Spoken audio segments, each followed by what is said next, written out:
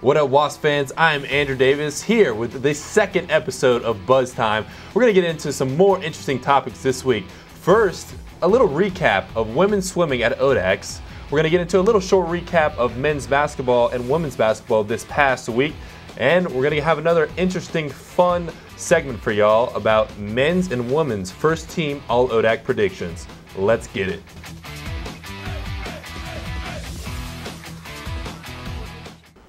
And we're back, opening up episode 2 of Buzz Time. Once again, I'm Andrew Davis with Khalil King, Caleb Simpson, and Andrew McClung. Let's jump right into the action, guys.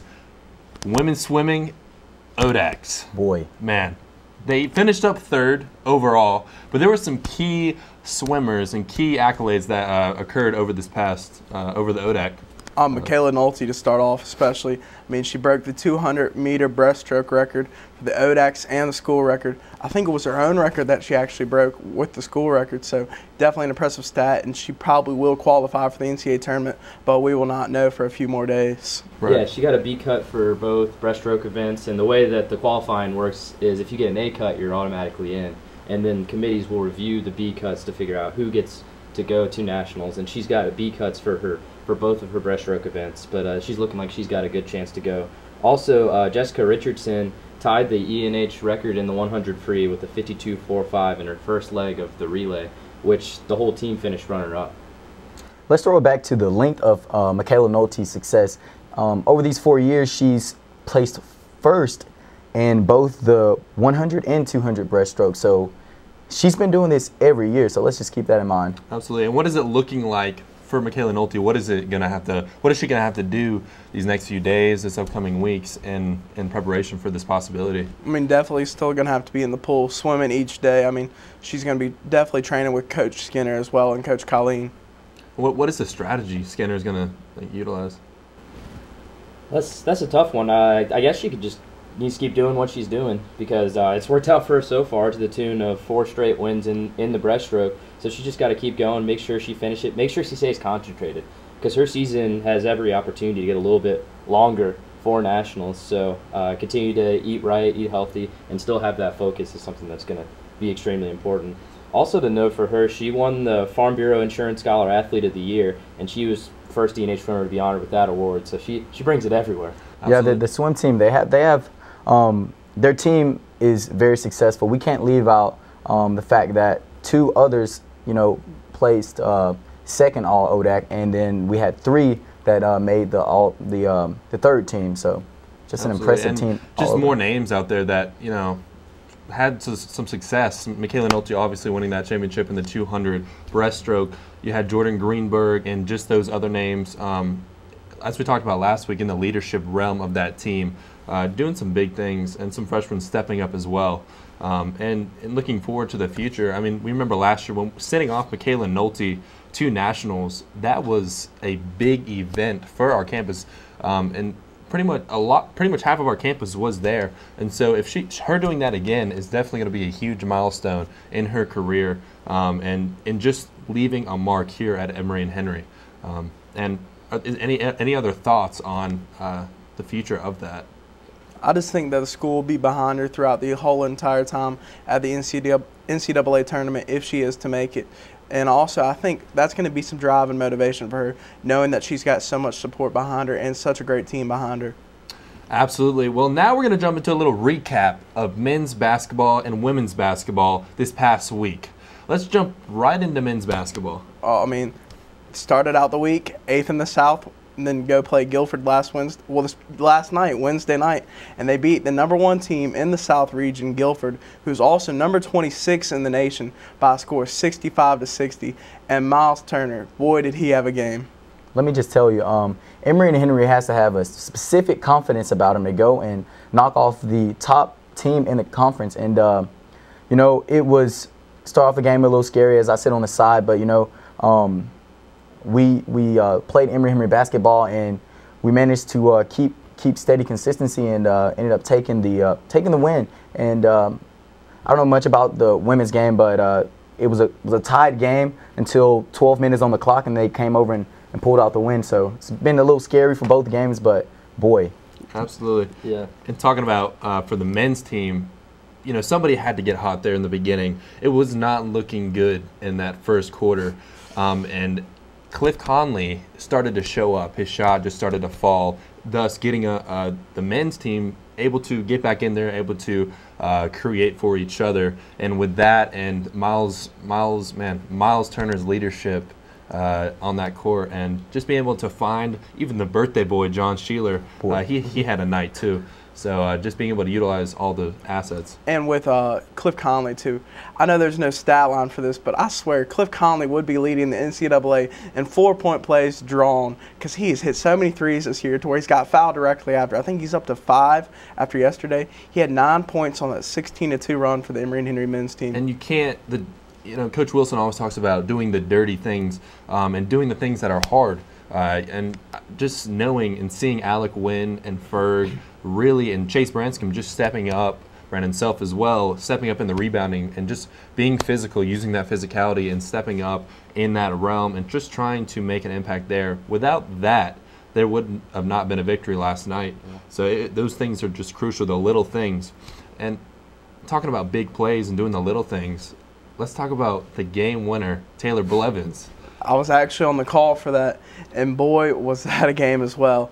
Taylor Blevins and Megan Jacoby. Megan Jacoby had been the star all game. In her final game ever at Bob Johnson Court, put up 23 points, 5 assists. She was all over the court all night. Drew so many and ones all night. I think she took 5 trips to the line, went 8 of 10 from the line, showed her versatility as she's more than just a assister, as she leads the conference in assists, and she's 5th in the nation in assists. It's just outstanding play from her last night, to where she drove that ball for that final play when Washington Lee came and double-teamed her, but that left Taylor Blevins wide open on the right side of the basket for the easy lay-in and the game winner with 3 seconds left. We were talking a little about chemistry in the last episode and how it's continuing to develop. And now Megan Jacoby is leading the conference in assisted turnovers. So she's really getting the hang of playing with her teammates. They're 8-2 in their last 10 games, and they're hot rolling into the tournament just like the men's team as well.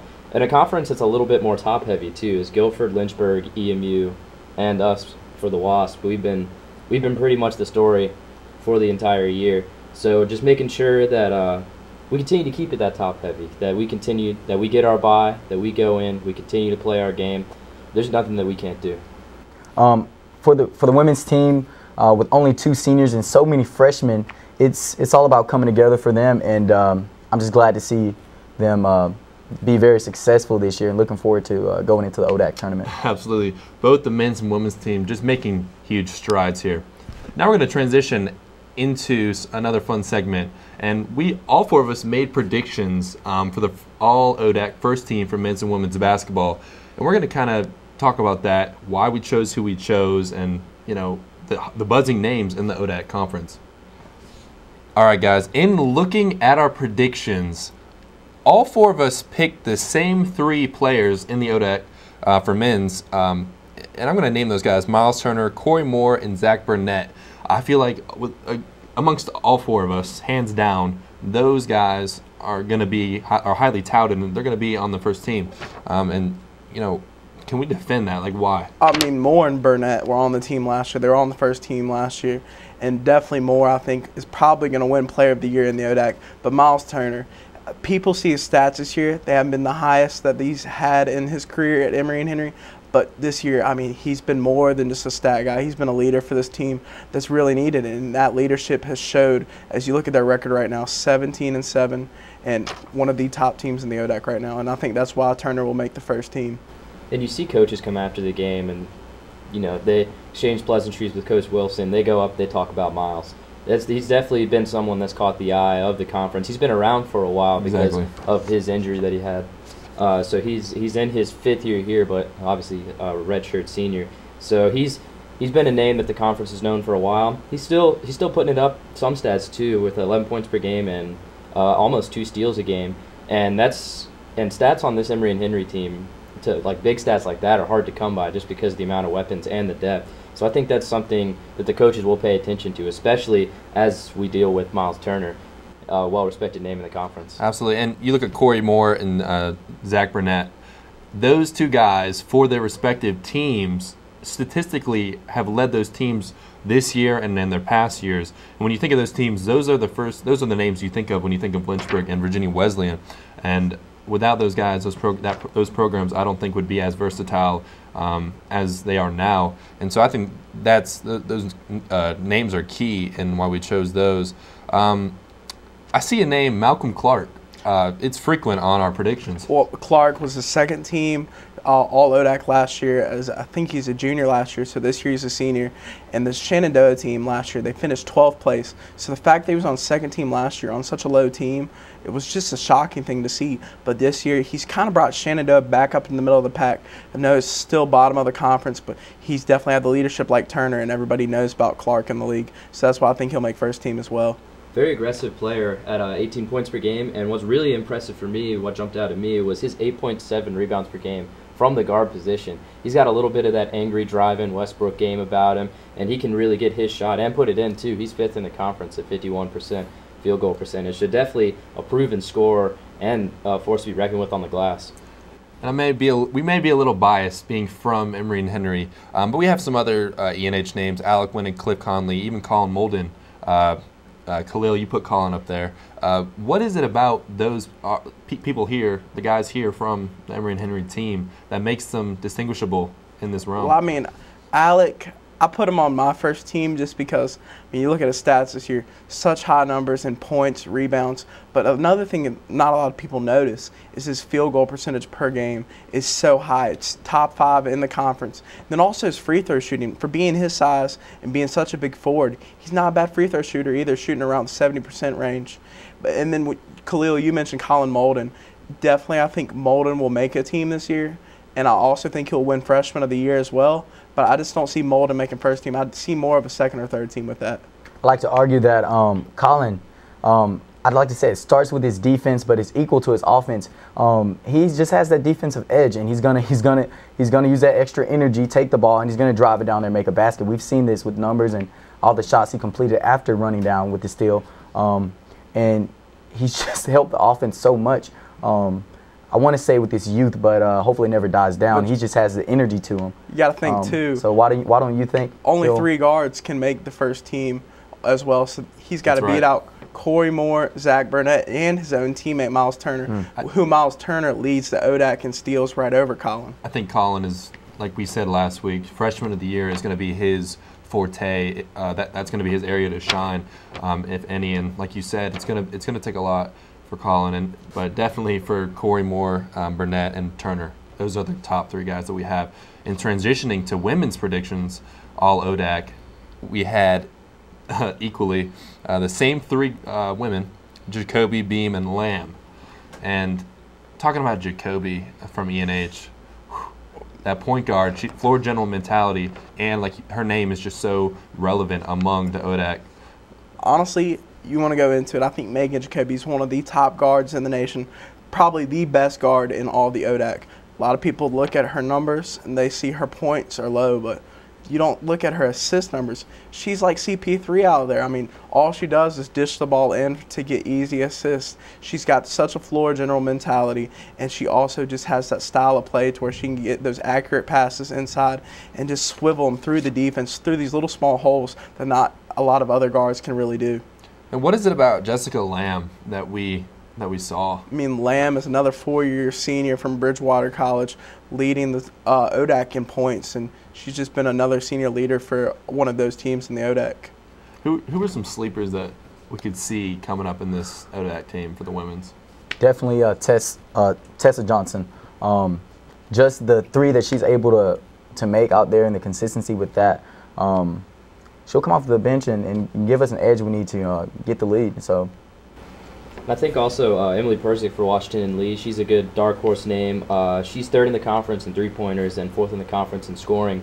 She hit 3 big free throws against us last game to tie the game before Blevins tied it up last night. So Persick was very big time in that game. That was actually Taylor Casey that knocked down. Persick was out last night for Washington and Lee. Oh, was she? Yeah. I would agree with you though with Persick. I looked at her stats, and her 3-ball, it's hot, and I think that's going to be key when you look at the scoring capabilities of these women. I think another player that you and I both have on our team is Kelly Williams. And Caleb, you and I got to call the game this year between Randolph-Macon and Emory and Henry. And Kelly Williams, Unstoppable. oh my gosh, stands at 6'4", such size that you can really not stop in women's basketball. I mean, I don't really know a lot of girls who are that are that tall. I mean, that's close to your height, Andrew, and my height.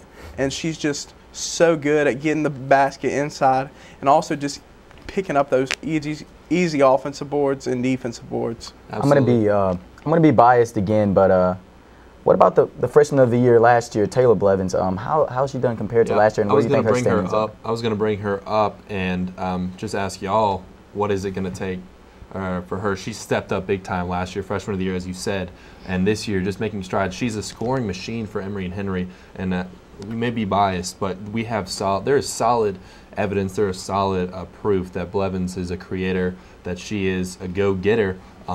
On the boards, not to mention, and just in scoring and field goal percentage. I hope she does get that respect, like you were saying, because teams really started the game plan against her this year. Because, as you said, she came in freshman of the year. She's very skilled around the rim, and you could see it just going into games. Teams have got a lot of eyes on her, a lot of eyes on Megan Jacoby. So it's her stats suffered a little bit this year, but I don't even think it was necessarily a step back. I think she grew as a player. She learned that she needed to pass out of those double teams, Absolutely. that she needed to make plays for others, as it was very obvious that some teams were game planning against her. And even in that game that you cited with that matchup between her and Kelly Williams, She played great defense all night. And I don't think Taylor Blevins, don't get me wrong, I love Taylor Blevins to death. I don't think she'll make first team, but I definitely see her making second or third team. She's been that type of leader this year for the Wasps and that type of underclass leadership that they've needed. Yeah, talk about a dual threat. And we're going to revert back to the men's just shortly. Who, second and third team, do you think could make those teams? I think Chase Branscom's got an outside chance to make that third team for Emory and Henry. He's been probably a player not a lot of people have known about this year because he's had those games where he stepped up. Shenandoah was probably the biggest game to where you can bring up that evidence. Led the team in points, led the team in the comeback that they needed to win at Shenandoah, had a crucial three in the left corner in the last few seconds of the game to give the Wasps the lead. Definitely. I agree with you with Branscombe for sure. Ferguson and Wynn as well. And then you also can't forget Colin Molden, too.